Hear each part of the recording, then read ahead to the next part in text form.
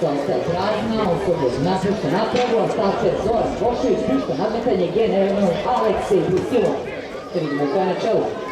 Tera tamo njezi Trifuna da izbije na lidersku poziciju, ali Merci to čini dosta lako. Ova krivina je bila kritična s obzirom na majku, ali dobro ide Merci. Merci se nije mnogo iznala, trku vodi ipak Trifun. Trifun, Gideon Grey, Merci. Trifun, Merci, Gideon Grey. Trifun, Merci, Gideon Grey na četvrtoj poziciji je Theo. Potom nekih 5-6 dužina pa Carmen Lady i Nostradamus. Pretpostavljamo da Nostradamus ovo pak čini zato što ga pije pesak u oči, a ovo je njegov prvi nastup na peščanoj podlozi. Treći u karijeri. Trku i dalje vodi Trifun, dužina prednosti u odnosu na Merci, pola dužine pa Gideon Grey, potom 10 dužina pa Carmen Lady, 5 dužina pa Nostradamus.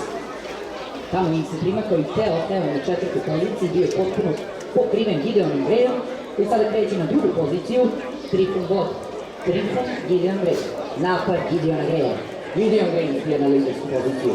Gideon Grey ide napred, druga pozicija za Trifuna, treća pozicija za Merci, četvrta pozicija za Thea. Peta pozicija Carmen Lady, šesta pozicija Nostradamus. Gideon Grey se odlepio nago i mnogo.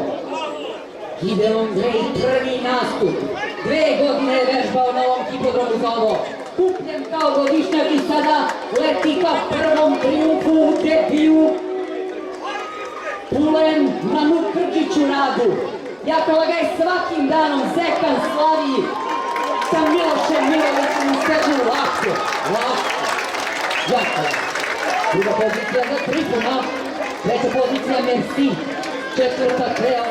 Peti Nostradamus i šesta Carmen Lady. Šabac. Studenić je Pekar, Rodici Tešić za Slavlje. Gideona Greya u nadmetanju generala Aleksej Brusilov, ujedno i član upravnog odbora Srpskog galopskog saveza, dakle doktor Aleksandar Karanjović, urečio Pekar Rodici Tešić. Dame i gospodo, molim vas jedan aplauz za Gideona Greya, Gdje Miloša Milovića i trenera Kolara.